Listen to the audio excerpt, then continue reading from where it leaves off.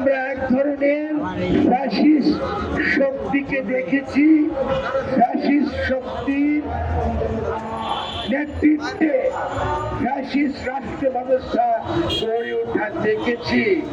সেটা ছিল সেকুলার, তাদেরকে সেকুলার বলে দাবি করত, জাতিবাদী বলে দাবি করত। আমরা আরেক ধরনের ধর্মীয় জাতিবাদ দেখছি, এটা কিন্তু ধর্মীয় ফ্যাসিজম।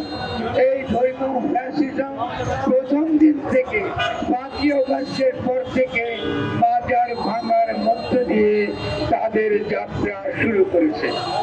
আমরা বারবার এর প্রতিবাদ জানিয়েছি, সরকারকে জানিয়েছি, আমাদেরকে কতল করবারও হুমকি দেওয়া হয়েছে। আমার বিরুদ্ধেও নানা ধরনের প্রচার তারা চালিয়েছে। আমরা সরকারকে বলেছি যে আপনাদের যে চেষ্টা, আপনারা এই গণঅভ্যুত্থানের পরে জনগণের কাছে আপনাদের যে অঙ্গীকার, সে অঙ্গীকার যদি আপনারা রক্ষা করতে চান, তাহলে সবচেয়ে গুরুত্বপূর্ণ হলো মানুষের ব্যক্তির মর্যাদা, ব্যক্তির অধিকার, তার কথা বলার অধিকার, তার সাংস্কৃতিক অধিকার, তার বিভিন্ন বিষয়ে তার মত দেবার অধিকার নিশ্চিত করা। কিন্তু এতদিন যাবার পরেও যে ঘটনা আবুল সরকারকে নিয়ে হয়েছে, এটা আমাদের কাছে আর গ্রহণযোগ্য নয়।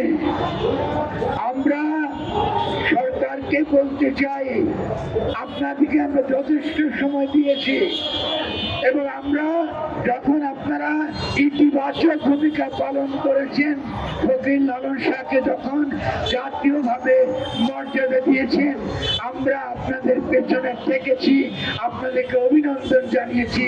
সমগ্র বাংলাদেশের ফকির, বাউল, সাধু, সন্ত, বৈষ্ণব, সুফি প্রত্যেকেই আপনাদেরকে অভিনন্দন জানিয়েছি।